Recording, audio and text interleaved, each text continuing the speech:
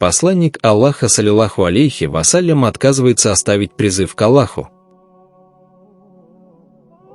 Хадрат Акиль ибн Абу Талиб, сын Абу Талиба, передает, что однажды, когда члены курайшитов подошли к Абу Талибу, чтобы обсудить посланника Аллаха, саллиллаху алейхи вассалям, Абу Талиб сказал посланнику Аллаха, саллиллаху алейхи вассалям: «О мой племянник! Клянусь Аллахом! Как тебе известно, я всегда прислушивался к тому, что ты говорил, и теперь я хочу, чтобы ты прислушался ко мне. Твой народ пришел ко мне жаловаться, что на их собраниях и у Каабы ты говоришь им такие вещи, которые причиняют им боль. Если ты считаешь это уместным, тебе следует прекратить делать это». Обратив взор к небесам, посланник Аллаха, саллиллаху алейхи вассалям, ответил: «Я не имею способности прекратить делать то, с чем я был послан, так же, как любой из вас не имеет способности схватить искру огня от солнца». В другом сообщении Аль-Байхаки передает, что Абу Талиб позвал посланника Аллаха, саллиллаху алейхи вассалям, и сказал ему, что люди приходили к нему и говорили ему много вещей о том, что делал посланник Аллаха, саллиллаху алейхи вассалям. Обращаясь к посланнику Аллаха, саллиллаху алейхи вассалям, он далее сказал: «Прояви милость ко мне и к самому себе и не возлагай на меня бремя, которую ни мы оба не можем вынести. Перестань говорить людям то, что им не нравится».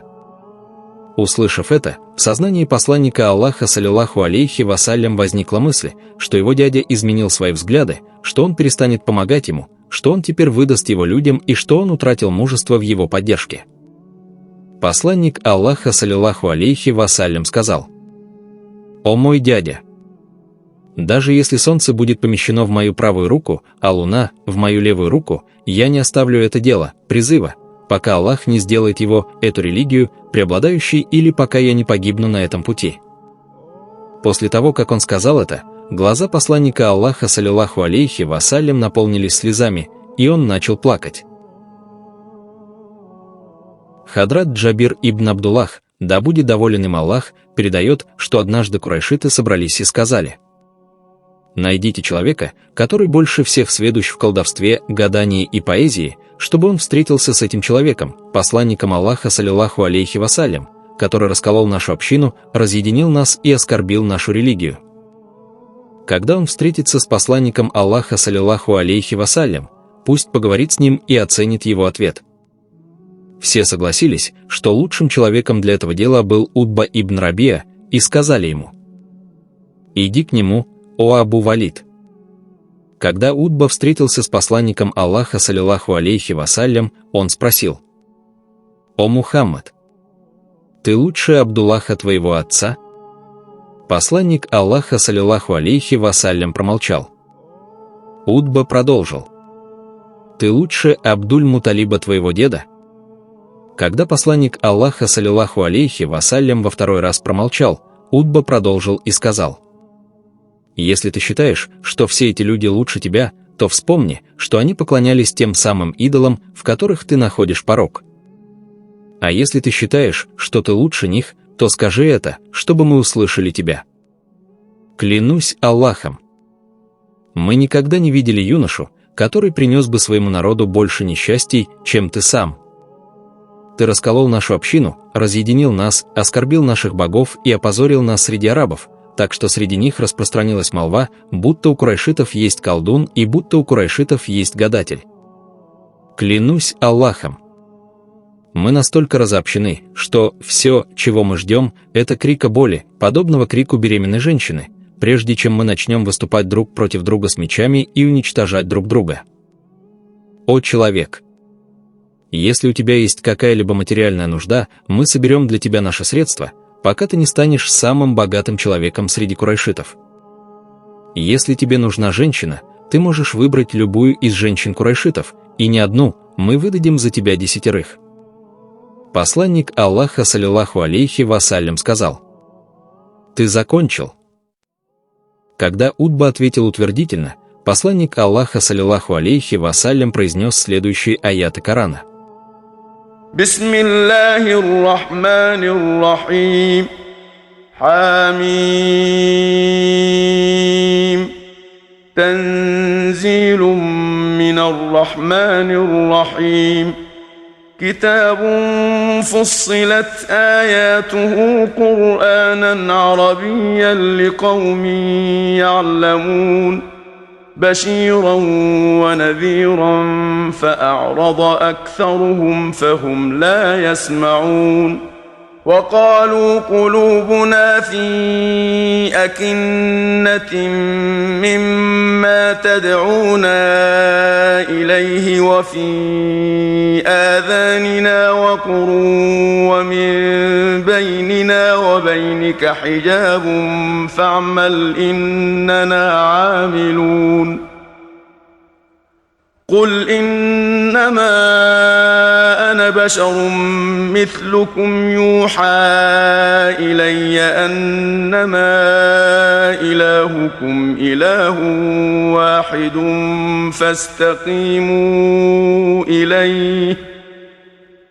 فاستقيموا إليه واستغفروه وويل للمشركين الذين لا يؤتون الزكاة وهم بالآخرة هم كافرون إن الذين آمنوا وعملوا الصالحات لهم أجر غير ممنون قل أئنكم لتكفرون بالذي خلق الأرض في يومين وتجعلون له أندادا ذلك رب العالمين وجعل فيها رواسي من فوقها وبارك فيها وقدر فيها أقواتها في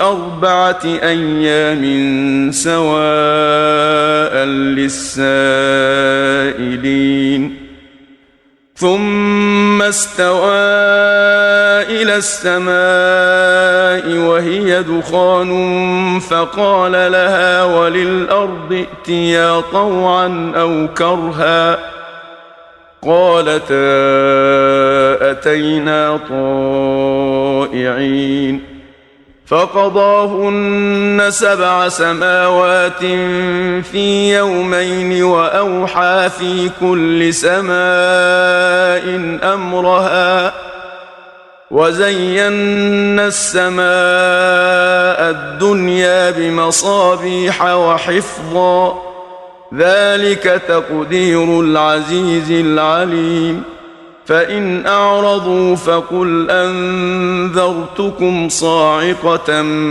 مثل صاعقة عاد وثمود. Утба воскликнул: «Довольно. Есть ли у тебя что-нибудь еще сказать?» Посланник Аллаха, саллиллаху алейхи вассалям, ответил: «Нет». После этого Утба ушел. Когда он встретился с другими членами курайшитов, он сказал им: «Я сказал ему все, что вы велели мне сказать». Они спросили: «Он ответил тебе?» Утба сначала сказал «да», но затем быстро добавил «нет». Он добавил: «Клянусь тем, кто сделал Каабу местом поклонения». Я не понял ничего из того, что он сказал, кроме того, что он предостерег нас наказанием, подобным наказанию, которое постигло Ад и Самуд. Племена Ад и Самуд – древние исчезнувшие народы Аравии, упомянутые в Коране как примеры наказания за высокомерие и идолопоклонство. На это люди сказали: «Горе тебе! Человек говорит с тобой по-арабски, а ты не понимаешь, что он говорит». Утба ответил: «Нет, я ничего не могу с этим поделать. Клянусь Аллахом, я не понял ничего, кроме упоминания о наказании, которое постигло Ад и Самуд». Другие передатчики, включая Аль-Байхаки, передали сообщение от Хакима, в котором добавляется, что Утба также сказал посланнику Аллаха, саллиллаху алейхи вассалям: «Если ты желаешь власти, мы все укрепим наши знамена ради тебя». В те времена было принято, что вожди имели знамена своих племен, установленные у своих домов, чтобы ты стал нашим предводителем на всю свою жизнь. В этом же сообщении добавляется, что Утба положил свою руку на рот посланника Аллаха саллиллаху алейхи вассалям, когда посланник Аллаха саллиллаху алейхи вассалям дошел до аята. «Если же они отвернутся, то скажи: я предостерегаю вас от наказания, подобного наказанию ад и Самуд». Сура Фуссилят, аят 13. Затем он попросил посланника Аллаха саллиллаху алейхи вассалям ради их родственных связей, чтобы тот больше не читал. После того, как он покинул посланника Аллаха саллиллаху алейхи вассалям, Утба остался у себя дома и не осмеливался выходить к другим членам курайшитов. По этому поводу Абу Джахль сказал: «О курайшиты! Клянусь Аллахом!»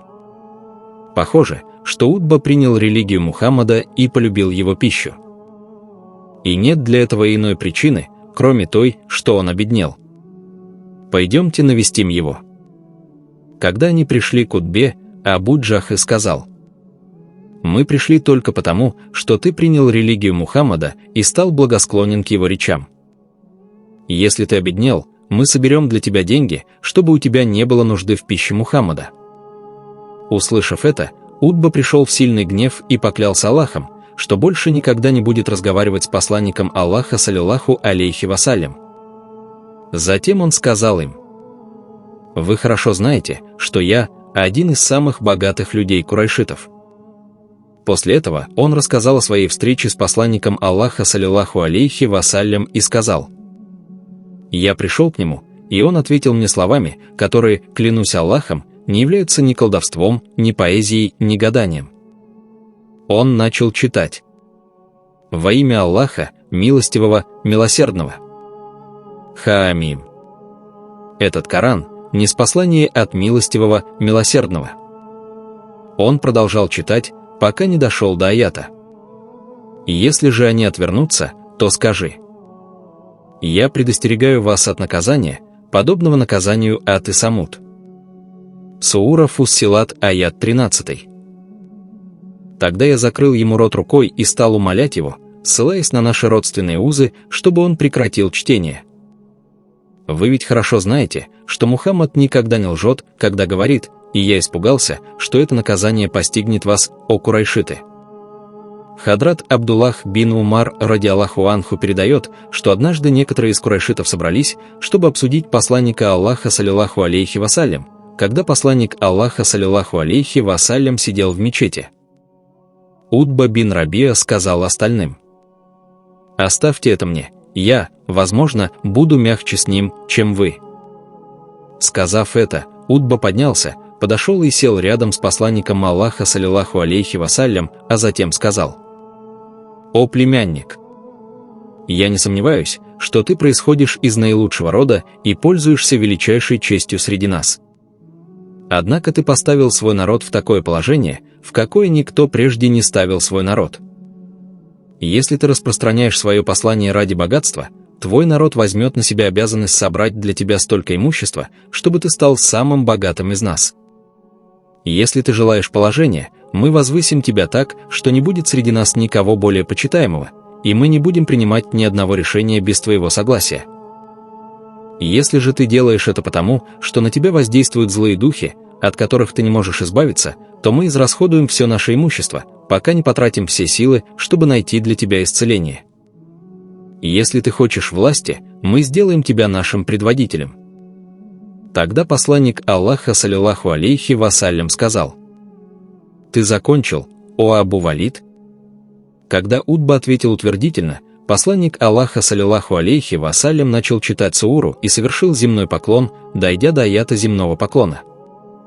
Утба же продолжал сидеть, опираясь на руку, оставшуюся за его спиной. Когда посланник Аллаха саллиллаху алейхи вассалям закончил чтение суры, Утба встал и был настолько поражен словами Корана, что не знал, что сказать другим.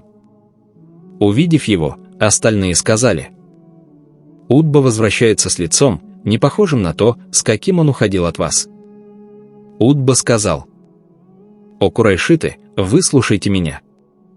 Я говорил с ним так, как вы мне велели, но когда я закончил, он обратился ко мне словами, подобных которым, клянусь Аллахом, мои уши никогда прежде не слышали. Я не знал, что ему ответить. «О курайшиты! Послушайтесь меня хотя бы в этот раз, даже если после этого будете ослушиваться меня всегда. Оставьте этого человека в покое, ибо, клянусь Аллахом, он никогда не откажется от того, что делает. Позвольте ему действовать среди арабов, как он пожелает. Если он одержит верх над ними, его честь станет вашей честью, а если они одолеют его, ваша цель будет достигнута без вашего участия». На это они сказали: «О Абу Валид! Ты отрекся от своей религии. Если эта история принесла пользу, оставайтесь с нами. Продолжение в следующей серии.